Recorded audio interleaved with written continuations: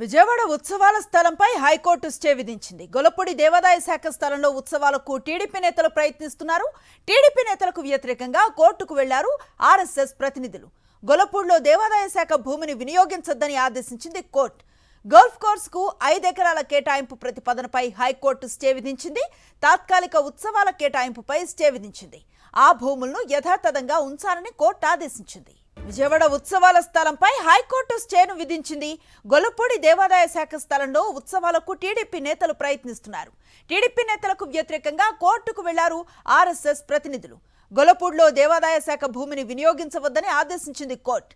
Golf కోర్స్కు 5 ఎకరాల కేటాయింపు ప్రతిపాదనపై high court stay విధించింది. తాత్కాలిక ఉత్సవాల కేటాయింపుపై స్టేను విధించింది. ఈ భూములను యథాతథంగా ఉంచాలని కోర్టు ఆదేశించింది. ఇదే అంశంపై పూర్తి సమాచారం అందిస్తారు మా కరెస్పాండెంట్ అశోక్. అశోక్, చెప్పండి. అనుశ్రీ, హైకోర్టులో ఏపీ ప్రభుత్వానికి గట్టి ఎదురు దెబ్బ తగిలిందని చెప్పుకోవచ్చు. ఏదైతే గొల్లపూడిలో ఉన్న 40 ఎకరాల దేవాదాయ ధర్మాదాయ శాఖకు సంబంధించిన భూమిలో ఈ నెల ఏదైతే దసరా ఉత్సవాలు ఉన్నాయో దసరా ఉత్సవాల సందర్భంగా ఒక 35 ఎకరాల్లో విజయవాడ ఉత్సవం నిర్వహించాలని నిర్ణయించారు. అదే సమయంలో ఈ భూమికి సంబంధించి మరొక 5 ఎకరాలను గోల్ఫ్ క్లబ్కి ఇవ్వాలంటూ కూడా ఎన్టీఆర్ జిల్లా కలెక్టర్ లక్ష్మీషా ఎండోమెంట్ కమిషనర్కు లేఖ రాసిన సందర్భం. అయితే అక్కడ జరుగుతున్న ప్రస్తుత పనులు ఏవైతే ఉన్నాయో వాటి మీద ఆర్ఎస్ఎస్ హైకోర్టును ఆశ్రయించింది. దీంతో హైకోర్టు కొన్ని కీలకమైన తీర్పులను అయితే ఇచ్చిందనే చెప్పుకోవచ్చు.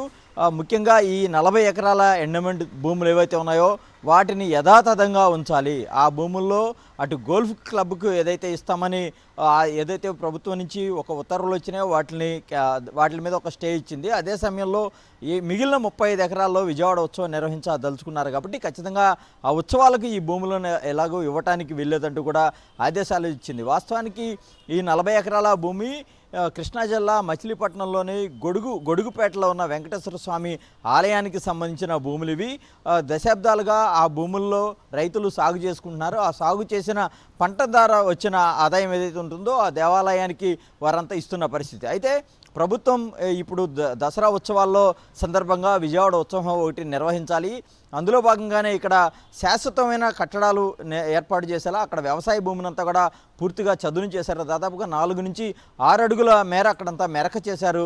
భారీ యంత్రాలను ఏర్పాటు చేసి ఆ భూమిని అంతా కూడా చదును చేసేయడంతో ఎవరైతే ఇప్పటికీ ఇదే విషయం మీద వైఎస్ఆర్సీపీ ఏదైతే టీడీపీ నేతలు కావచ్చు లేదంటే కూటమి ప్రభుత్వం అనుసరిస్తున్న విధానాలను ప్రశ్నించింది. ఈ క్రమంలో విశ్వ హిందూ పరిషత్ కావచ్చు, ఆర్ఎస్ఎస్ హైకోర్టును ఆశ్రయించాయి. హైకోర్టు చాలా స్పష్టమైన ఆదేశాలను అయితే ఇచ్చింది. ఈ 40 ఎకరాల భూమిలో ఎటువంటి శాశ్వత కట్టడాలు కట్టకూడదు. ప్రస్తుతం అక్కడ చదును చేసిన భూమి ఏదైతే ఉందో దాన్ని గతంలో ఎలాగో అయితే వ్యవసాయ భూమిగా ఉందో అదే తరహాలో పూర్తి స్థాయిలో అంటే గతంలో ఉన్న స్థానానికే మార్చాలంటూ కూడా కీలకమైన ఆదేశాలు ఇచ్చిన పరిస్థితి కనబడుతుంది. Right, thank you Ashok.